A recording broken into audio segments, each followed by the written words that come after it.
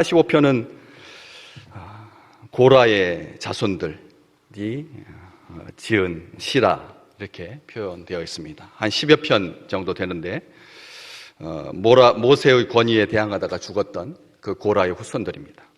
그런데 하나님께서 그 아비가 잘못했다고 해서 자식들까지 싹 연좌제로 묶어서 죽이지 아니하시고 은혜를 베풀어 주시고, 그래서 성전 제사 드릴 때, 하나님께 예배 드릴 때 제물을 준비하는 일, 그리고 성전 문지기 일, 그리고 역대하 20장에 보면 서서 목소리를 높여서 주 이스라엘 하나님을 찬양하는 일, 이것을 고라의 후손들에게 맡겨주셨습니다.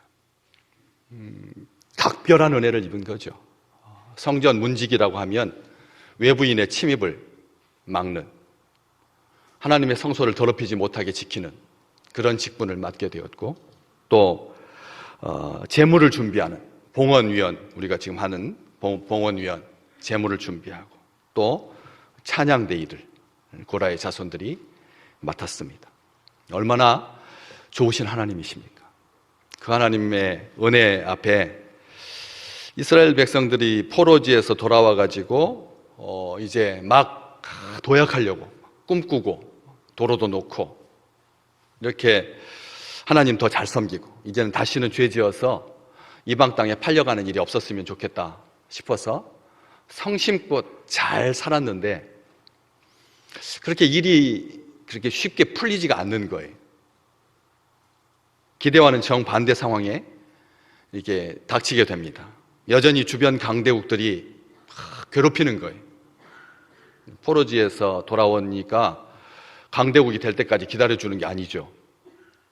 맹수들이 사냥할 때 어린 새끼들을 노리는 것처럼, 병든 짐승을 노리는 것처럼, 연약한 짐승을 노리는 것처럼, 그렇게 호시탐탐 이스라엘의 그 아픔을 이용해 먹고, 그리고 삼키려고 그렇게 이 기회를 엿보고 있었다는 것이죠.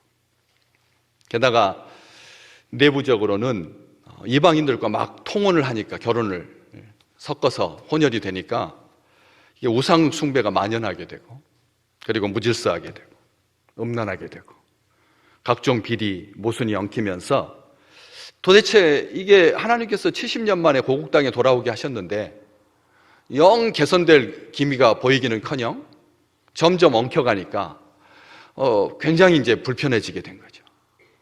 여러분, 그렇지 않습니까? 예수 믿었으면, 하나님, 이 지구상에서 예수 잘 믿는 사람들이 10%밖에 안 되는데 우리가 예수 믿었다면 우리의 삶의 모든 길에 시온의 대로가 열려야 할 텐데 그렇게 생각대로 되지 않거든요.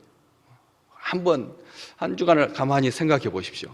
우리가 계획했던 모든 것이 자기 계획대로 착착착착 이루어지던가요? 그러니까 사람들이 이제 탄식하고 신음하기 시작했죠. 그럴 때 이 고라의 자손들, 은혜를 입은 백성들이 하나님께 기도하는 거죠. 하나님께 기도합니다. 4절부터가 7절과 기도의 내용입니다. 우리 구원의 하나님, 우리를 돌이키시고 우리에게 향하신 주의 분노를 거두어 주십시오. 7절, 여호와여 주의 인자하심을 우리에게 보이시고 주의 구원을 우리에게 주십시오. 하나님께 기도한다는 거죠. 참 이 어려운 상황에 맞닥뜨렸을 때 기도가 나온다라고 하는 것 자체가 하나님의 은혜인 거죠. 안 그렇습니까? 어려움에 빠지면, 경황이 없으면 사람들이 기도하기보다는 그 문제 해결하려고 급급하지 하나님께 기도할 시간을 따로 내지 않거든요. 그렇지 않습니까? 기도는 항상 방해를 받아요.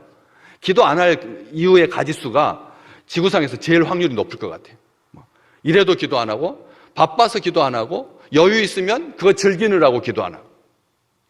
지난 한 주간 동안 기도가 나오셨는지요?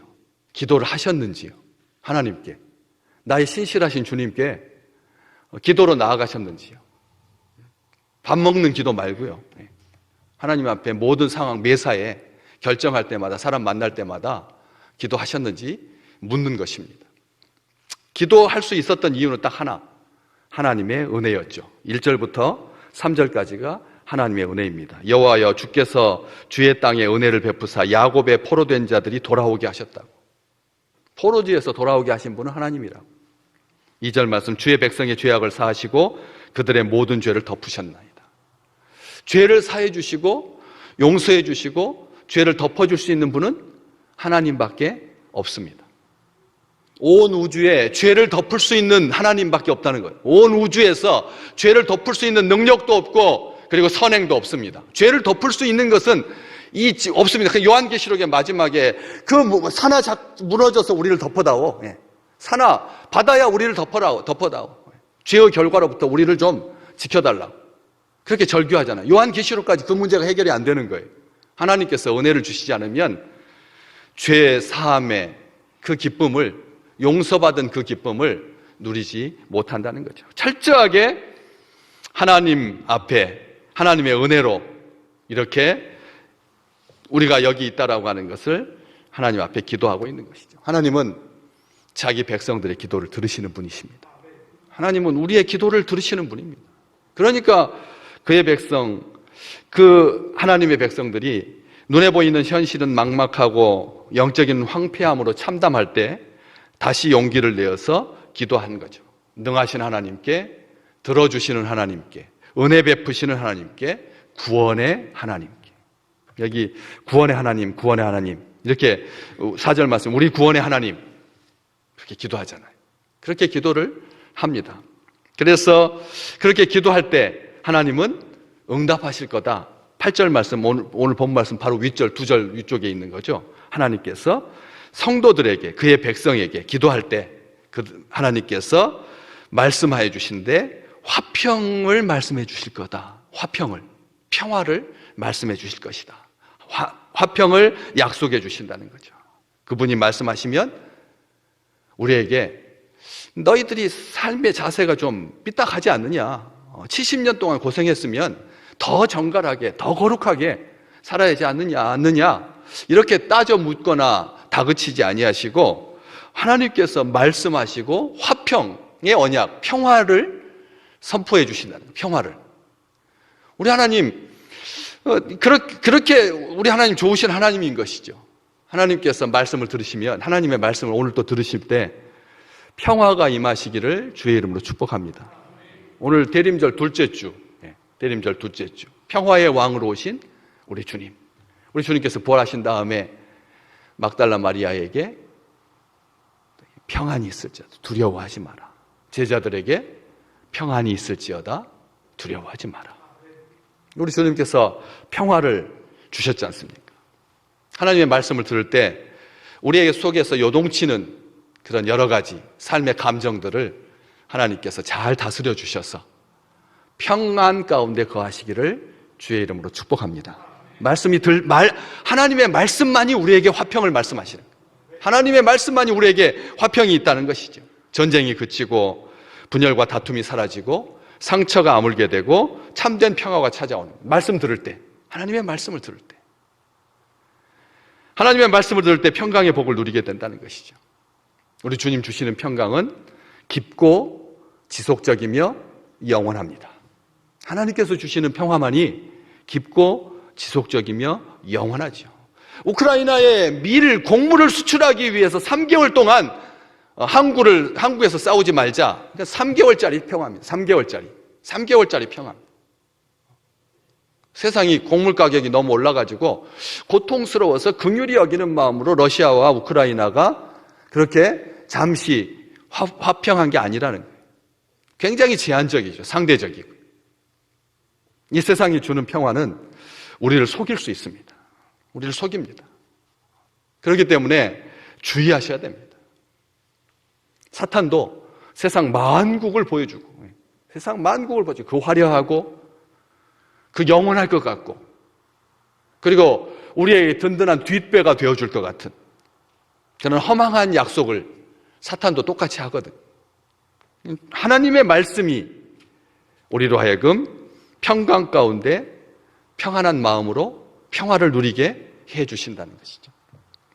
그래서 고라의 자손들은 고백합니다. 이제 다시는 어리석은 대로 돌아가지 않을 것이라고. 하나님의 말씀을 듣고 그래야지, 거기 8절에 그렇게 되어 있잖아요.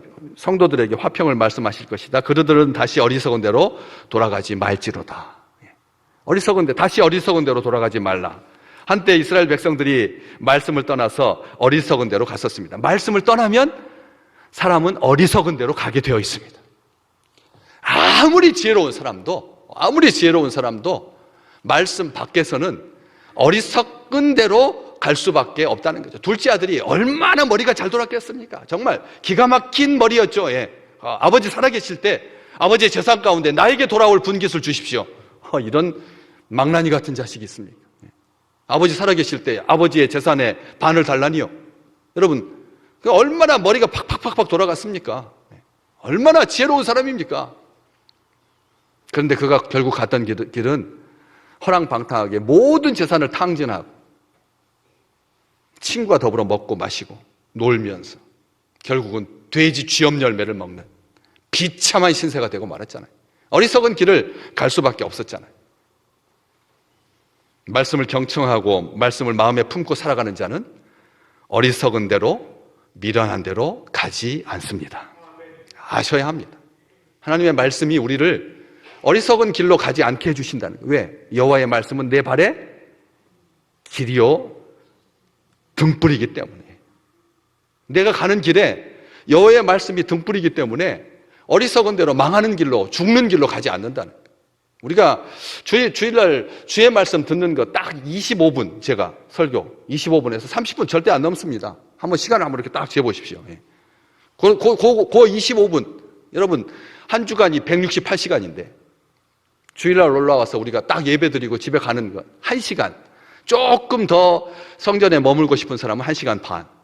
그렇잖아요? 168분에 1시간. 이 세상에서 가장 헌신도가 낮은 집단인 거죠, 사실은. 만약 주일 예배에 모든 것을 다 걸어야 된다면, 이것으로 신앙생활을 다 했다고 생각한다면 168분의 1 가지고 승부를 보겠다고 하니까 얼마나 무모한 사람들입니까? 그런데도 우리가 다 귀 바깥으로 떨어질 것 같은데 하나님의 말씀이 영혼에 심기는 거죠.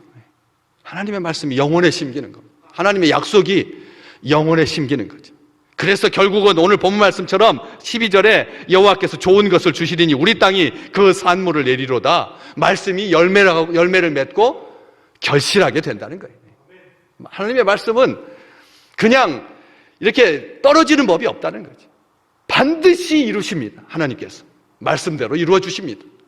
말씀대로 하나님께서 화평의 말씀을 주시고 듣는 백성들은 어리석은 길로 가지 아니하고 하나님의 말씀을 듣고 그 말씀을 마음에 품고 살아가는 자는 여호와를 경외하는 자입니다. 오늘 9절 말씀, 진실로 그의 구원이 그를 경외하는 자에게 가까우니. 여호와를 경외하는 자는 구원이 가깝다. 이 말 참 얼마나 아름다운 말입니까? 여호와를 경외하는 자는 구원이 가깝다라고 말씀하십니다. 가깝다라고 하는 증거가 뭐냐? 영광이 우리 땅에 머물 것이다. 하나님의 영광이 예수께서 우리에게 오셨다라고 하는 것 자체가 하나님의 영광이잖아요. 독생자의 영광이시잖아요. 우리 주님이 독생자의 영광이시잖아요. 그 영광이 우리에게 오셨잖아요. 이게 바로 구원이 가깝다라고 하는 완전한 증거이고 온전한 증거이고 영원한 증거인 것이죠. 가까우니 아직 최종적인 구원은 완성되지 않았지만 임하지 않았다는 것입니다. 그러나 우리는 늘 이 대림절을 맞으면서 이런 설레임이 가득해야 되는 거죠. 소수의 사람들, 이거 지난주에 성탄 투리 하면서 막 다들 와가지고 별은 어떻게 달고 줄은 이렇게 꽈서 할 거냐, 이렇게 추룩추룩 내릴 거냐, 이렇게 이야기를 하면서 마치 어린아이와 같이. 사실은 이 성탄 트리가 우리 주님이 오시는 것을 하는 게 아닌데 우리의 마음속에 그런 설레임으로 가득하게 해주시는 거. 백화점들은 3대 백화점들은 그냥 파사드, 그냥 전자 벽 전체를 다 그냥 그거 준비하는데 100일 준비한다고. 백화점이 성탄 준비를 하는데 100일 걸린대요. 100일. 스태프들이 100일 걸린다는 거예요. 그래서 최고의 크리스마스 명소가 어디냐? 경쟁하듯이 세 백화점이 그렇게 한다는 거죠. 근데 우리는 딱 지난주 한 주 했잖아. 한 두세 시간. 요거 준비하는데 시간 걸렸잖아요. 시간으로 보자면 세상에 비할 바가 못 되는 거죠. 그런데도 바깥에서는 고객을 끌기 위해서이고 우리는 평화의 왕으로 오시는 우리 주님을 기쁘게 맞는 그런 정성인 거죠. 이게 차이가 나는 것입니다. 그렇기 때문에 하나님께서 영광을 이 땅에 나타내시면 오늘 본문 말씀 인애와 진리가 같이 만나고 의와 화평이 서로 입맞추겠다. 주님께서 이 땅에 오셨을 때 이 약속이 성취된 거죠. 10절 말씀은 정말 너무나 매혹적이죠. 인애와 진리가 같이 만나고 이게 추상 명사들인데 이게 사람처럼 인격화되어 있는 것을 보게 됩니다. 그리고 의와 화평이 서로 입맞추었다. 인간이 에덴 동산에서 누렸던 최고의 행복이죠. 에덴 동산에서 하나님의 나라에서 하나님의 백성들이 누리는, 인간이 누려야 할 마땅한 하나님의 은혜이죠. 하나님께서 자기 백성에게 베푸시는 풍성한 은혜를 참으로 아름답고 생생하게 의인화하고 있습니다. 처음에 눈이 맞아서, 마음이 맞아서, 사랑이 싹트고 연인이 되고, 그리고 부부가 되고, 사랑과 진실, 정의와 평화가 하나님의 손 안에서 먼 미래가 아니라 아주 가까운 일상으로 존재하는 주의 영광을 하나님께서 이 땅에 나타내 주셨어. 그래서 이 놀라운 축복 10절과 11절 말씀은 영광의 주님께서 우리에게 오실 때 우리가 누려야 할, 정말 사모해야 할 그런 귀한 약속인 거죠. 하나님의 성품인 인애, 우리는 인애라고 하는 말을 잘 안 쓰고 우리가 그냥 말할 때 인애라는 말을 안 씁니다. 주로 뭐라고 쓰는 말을 하냐면 은혜라고 쓰죠. 인애라고 안 쓰고 하나님의 인애입니다 이렇게 하는 사람 아무도 없잖아요. 그러니까 우리는 하나님의 은혜라고 말합니다. 같은 말입니다. 번역 똑같은 말입니다. 근데 인애 그리고 진리, 하나님의 진리, 공의라고 우리는 표현하죠. 하나님의 공의, 하나님의 의로우심. 그래서 의가 굉장히 그 밑에 의와 화평이 서로 입맞추었다 이렇게 되어 있고 13절 말씀에 보면 의가 주에 앞서가며 주의 길을 닦으리로다. 의가 다 인격입니다. 인격화되어 있습니다. 의로우신 하나님께서 그 의가 화평이 서로 입맞추고 주에 앞서가며 주의 길을 닦는 이 놀라운 축복, 우리 주님께서 인간의 몸을 입고 이 땅에 오셨을 때 성취됐습니다. 우리 주님께서 오시면 하나님의 성품이 온전하게 만나게 되죠. 두 가지 성품, 은혜와 진리가. 그래서 은혜와 진리, 신약 성경에서는 은혜와 진리라고 말하는 거죠. 인애와 진리라고 하지 않아요. 그래서 인애와 진리가 예수 안에서 온전하게 만나고, 또 이어지는 의와 화평도 우리 주님 안에서 완전한 조화를 이루는 거죠. 하나님의 의와 화평. 이 세상에서는 의와 화평은 절대 같이 못 갖는 개념입니다. 앞에 사랑과 진리도 함께 안 가고요. 이 세상에 여지껏 만났던 적이 없습니다. 이 놀라운 축복은 이 세상에서 십자가가 아니면 만난 적이 없습니다. 아무도, 어떤 정권도, 어떤 개인도, 어떤 공동체도, 어떤 부족도, 어떤 열심도, 어떤 의지도, 어떤 노력도 인애와 진리가 만나는 법 없고, 그리고 의와 화평이 같이 가는 법 없습니다. 여러분, 의가 어떻게 화평과 같이 갑니다? 같이 갈 수가 있습니까? 하나님의 의가 죄를 어떻게 품고 우리에게 화평을 줄 수가 있습니까? 그러니까 못하니까 예수를 죽일 수밖에 없었던 거죠. 하나님의 의를 만족시킬 수 있는 게 인간에게는 없으니까 우리 주님께서 죄를 다 옴팍 뒤집어 쓰고 십자가에서 죽으신 거잖아요. 다른 길이 있었다면 하나님께서 다른 길로 제시하셨겠죠. 그런데 이 길밖에 없는 겁니다. 우리 주님께서 십자가를 지시지 않으면 하나님의 의를 만족시키지 못하는 거죠. 하나님의 의가 만족되어야지만 하나님의 은혜가, 하나님의 화평이 우리의 것이 되는 거죠. 진리가, 하나님의 그 말씀이, 하나님의 의가 어떻게 은혜와 이게 상쇄되는 개념인데, 충돌하는 개념인데 같이 만날 수가 있습니까? 절대 못 만납니다. 그런데 오늘 하나님이 약속해 주신 고라의 자손들의 그 부족한 입술을 통해서 지금 대림절 둘째 주를 맞는 주의 백성들에게 이 약속을 주고 계시는 거죠. 하나님께서 그 감동시켜 주신 겁니다. 찬양대 찬양하면서 문지기로 서서 교회의 순결을 지키면서, 거룩을 지키면서, 제물을 준비하면서 하나님께서 그 고라의 자손들에게 은혜를 주셔서 그래서 하나님을 고백하게 하는, 이게 미래. 그러니까 오늘 시는 과거, 현재, 미래로 이렇게 딱 나눠져 있습니다. 그래서 그렇게 고백하고 있는 것이죠. 심판과 구원을 우리 주님께서 성취하게 될 거다. 의와 화평이 예수 안에서 완전한 조화를 이루어서 심판과 구원도 이게 맞지 않는, 의는 반드시 심판으로 연결되게 돼 있고, 그렇지 않았습니까? 상 받을 사람은 없는 거죠. 죄인인데. 의는 반드시 심판으로 연결되어 있고, 화평은 반드시 구원으로 귀결되게 되는 겁니다. 마음의 평화가 결국 우리로 하여금 구원을 소망하게 하고, 구원을 꿈꾸게 하고, 마음의 평화가 있어야 구원을 누리는 거죠. 마음의 평화가 없는데 그것은 구원으로 그냥 그칩니다. 하나님께서 평화를 주셔야지만 구원에 대한 소망도 있고, 구원에 대한 열망도 있고, 구원을 누리는 거죠. 우리가 구원 안에 살지만, 주님의 은혜 안에 살지만, 마음의 평강이 찾아오지 않으면 고마운 것을, 감사한 것을 은혜로 감사할 수가 없다는 거죠. 그렇기 때문에 이 땅의 심판과 구원을 성취하실 것이다. 우리 주님께서 오심으로 말미암아 땅에 떨어진 그런 하나님의 모든 약속들이, 땅에 심겨진 모든 하나님의 언약들이 이제 싹이 나와서 줄기를 내고 열매를 맺듯이 다 성취될 것이고, 그렇게 되면 하나님의 의는 진리가 성취된 세상을 기쁨으로 내려다 볼 것이다. 11절 말씀. 진리는 땅에서 솟아나고 의는 하늘에서 굽어보도다. 진리는 땅에서 솟아나고 의는 하늘에서 굽어본다. 땅에서 식물이 솟아나는 것처럼 하나님의 진리가, 하나님의 그 신실하심이 땅에서 솟구쳐 올라온다.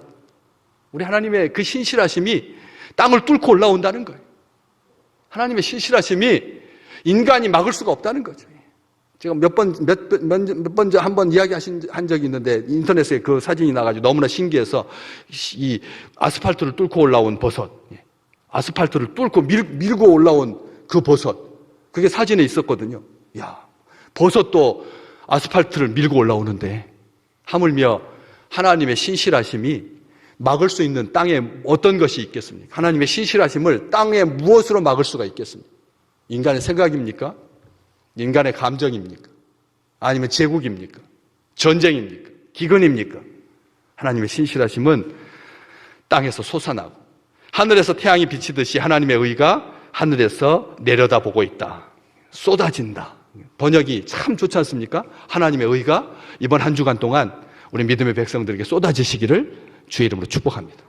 하나님의 의가 쏟아지는 거예요. 진리가 땅을 뚫고 나오고, 우리 주님으로 말미암아, 영광으로 이 땅에 오신 우리 주님으로 말미암아 이런 하나님의 신실하심과 하나님의 의가 우리 믿음의 백성들의 것이 될 거다. 이렇게 말하고 있는 거죠. 이런 똑같은 표현을 이사야 선지자가 벌써 아주 잘 묘사하고 있습니다. 이사야서 45장 8절 말씀, 자막을 보면서 같이 읽어볼까요?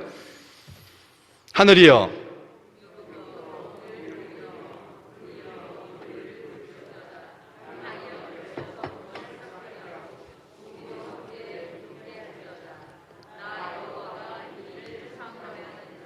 아멘. 참 아름답지 않습니까? 너무나 예쁘지 않습니까? 하늘이여 위로부터 공의를 뿌리며 구름이여 의를 부를지어다. 땅이여 열려서 구원을 싹트게 하고 공의도 함께 움돋게 할지어다. 나 여호와가 이 일을 창조하였느니라. 아직 이루어지지 않은 약속들로 인하여서 아직 한 해를 이제 한 달 남겨놓고 계시는데, 하나님께서 이루어 주실 줄 믿고 끝까지 기도하시기를 주의 이름으로 축복합니다. 그렇죠? 다 하나님께서 약속해 주시니까, 마치 이루어지지 않은 약속들이 땅에 묻힌 씨앗과도 같아서 곧 싹이 나고 기쁨의 열매를 맺게 될 거다.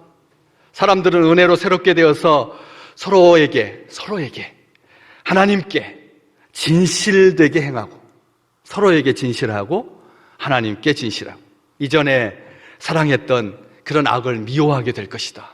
성경은 분명하게 말합니다.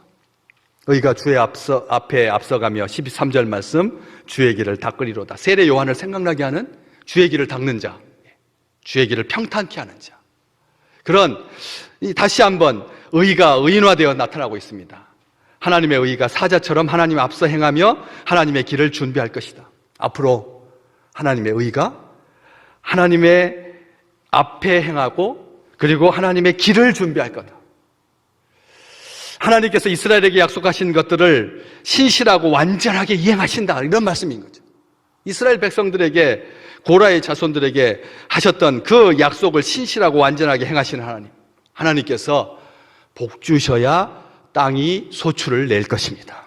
하나님께서 복을 주셔야, 하나님의 약속대로 하나님께서 복을 주셔야 땅에 풍성한 소출이 있다는 것이죠. 하나님께서 그 백성을 친히 앞서 인도하시고요. 우리는 대림절 둘째 주, 셋째 주, 넷째 주 지나갑니다. 완전한 기쁨과 평화가 있는 세상을 바라보지요. 궁극적으로 주께서 자기 백성에게 다시 오셔서 그들을 살려주실 때, 부활시켜 주실 때 그들은 이런 은혜를 최종적으로 이제 확인하게 될 것입니다. 그때 하나님의 의로움이 온전하게 회복되고 하나님의 모든 약속은 온전하게 성취되는 것이죠. 하나님의 사랑과 진실로 인해서 이 땅에 하나님의 의가 세워지고 평화가 올 것을 소망합니다. 평화가 올 것을 소망합니다. 구세주이신 우리 주께서 땅과 하늘을 화목하게 하시고 온 세상에 평화의 시대를 열어주셨던 것처럼 이 땅이 마땅히 가야 할 길은 우리 주님 안에서, 우리 주님의 영광 가운데, 그래서 오늘 이 인애와 진리가 같이 만나고 의와 화평이 서로 입맞추고 진리는 땅에서 솟아나고 의는 하늘에서 굽어보고 여호와께서 좋은 것을 주실 것이니 우리 땅이 그 산물을 내고 그리고 의가 주의 앞에 앞서가며 주의 길을 평탄케 하여서, 그래서 모든 것이 합력하여 이 대림절 기간 동안 모든 이 지상의 아픔들이 사라지고 그리고 전쟁은 그치고 그리고 억울했던 그런 심령들이 녹아져서 외양간에서 나온 송아지처럼 기뻐 뛰게 되는 그런 성탄의 기쁨이 충만한 우리 믿음의 백성들 되시기를 주의 이름으로 축복합니다.